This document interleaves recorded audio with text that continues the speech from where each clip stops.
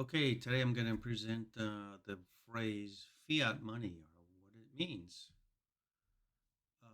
So, some people say we have fiat money, or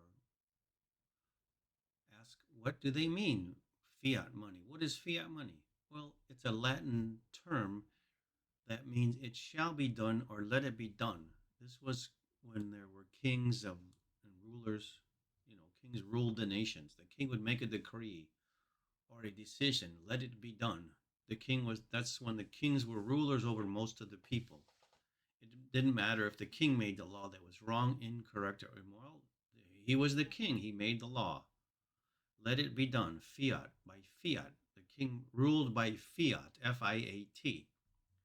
So that you can look that up, ruled by fiat. Now, the legal tender law was passed without the Coinage Act of 1965, which was the legal tender law. This was passed without the people knowing what is legal, logical, or moral for the people to use as money, since 99% of the people have actually now little or no education regarding the subject money, the money laws, or wording on the previous paper money. So the law was passed in 1965, and the public, I didn't know, so we're going to learn together, as I say. How many people do you know what fractional reserve banking is when it started in the USA? Practically nobody. So anyhow, we're going to all learn together. This pertains to the Coinage Act of 1965 that states Federal Reserve notes shall be for all debts, public and private. And you're probably wondering where is this is all going to go now, but I'll explain it to you. And let's just continue here. Some people will blame President Nixon when he signed a law in August of 1971, which prevented four nations from redeeming their paper Federal Reserve notes, or so called dollars, for gold. So it was actually Federal Reserve notes, not dollars, but this will be discussed in another video. So let's continue here. Again, this information is not in high school or college economics textbooks.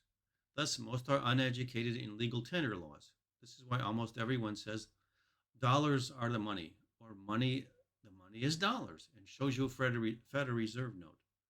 So they assume that Federal Reserve notes and dollars are the same thing, which they're not. But we're going to slowly awaken you and become aware through my research from other people. Okay, so another phrase you'll hear people say is money is an agreed upon medium of exchange. Well, the fact is, if 99% of the people never read the law, the Coinage Act of 1965, how can it be an agreed upon medium of exchange? If 99% of the people have no idea what the law is, who agreed upon the law? I don't know. I never agreed on this. I mean, there are laws that the politicians make, but nobody's agreed on it. They didn't know what the law was, and it was passed. It wasn't publicly stated. Some laws, like the money laws, need to be presented publicly so everybody knows what's going on, because it's very important, because it affects all of us, all of we the people, not we the politicians or we the few that are taking advantage of the financial situation. So, what is going on is more confusion and incorrect words in trying to explain what we use as money based on the laws, the legal tender laws. Now, the Coinage Act of 1965 states that all coins and currencies of the United States, including Federal Reserve notes and circulating notes of the Federal Reserve banks and national banking associations, regardless of when coined or issued, shall be legal tender for all debts, public and private. Now, think about that. That's Federal Reserve. Now, I'm going to scroll down here and take a phrase out of that. Federal Reserve notes shall be legal tender for all debts, public and private. Okay? Now, most people, almost 99%, can't follow this logic here, but I'm going to educate you. You think for a moment, why does almost everyone say the money is the dollars? Why does everyone say money is dollars? The law does not state dollars are for all debts, public and private. Think about that. Look up here. Federal Reserve notes shall be legal tender for all debts, public and private, not dollars. Now, why doesn't it say dollars? If the people are correct, dollars are the money, why didn't the lawmaker state dollars are for all debts, public and private? Well, I'll explain to you why. If silver and gold was being used as money, would not the law state silver and gold shall be used for all debts, public and private? Of course. Think about this. This may seem petty to you, but I'm going to explain to you what's going on. They could not state. Well, let's just finish what I've written here. The law, the Coinage Act of 1792, Section 20 states, and be further enacted that the money of account shall be expressed in dollars. Expressed in dollars. The money in 1792 was the metal, not dollars. An example would be a dollar quantity of silver in coin form. The money was not dollars. The silver and gold was the metal. Now we're going to just educate you a little here. So I keep asking everybody, when did the money suddenly become dollars, or when did the money become dollars in law? Nobody seems to answer back. But eventually I'll get a million viewers on YouTube, and a lot of people are going to start questioning the situation we have financially. I'm just doing it in simple increments so people can understand what's going on. Now, the Federal Reserve. Oh, I made a mistake here. Federal Reserve notes. Oh, they couldn't state the Federal Reserve dollars are for all debts, public and private, because the dollar is an expression of the money. Right here. I think I made a mistake here. But let's just continue. You're going to get most of this. Here's another reference that I found from a very educated man in his booklet. Edwin Vieira Jr. states in his booklet, What is a Dollar? On page 2. He writes, no statute ever has defined $1 a $1 Federal Reserve note as the dollar or even as species of dollar. He's saying it also.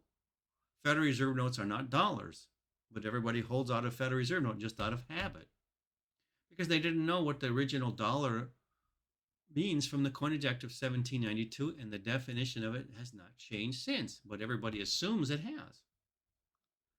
But I'm going to show you a couple of things in my reference to convince you, to win you over. Here's the wording on the Federal Reserve notes that were issued from 1914 to 1933. This note, receivable by all banks and members of the Federal Reserve banks, is redeemable. It is redeemable in gold. Think about that, not dollars. The Federal Reserve notes from 1914 to 1933 are redeemable in gold coin, a dollar quantity of gold in coin form. Think about that.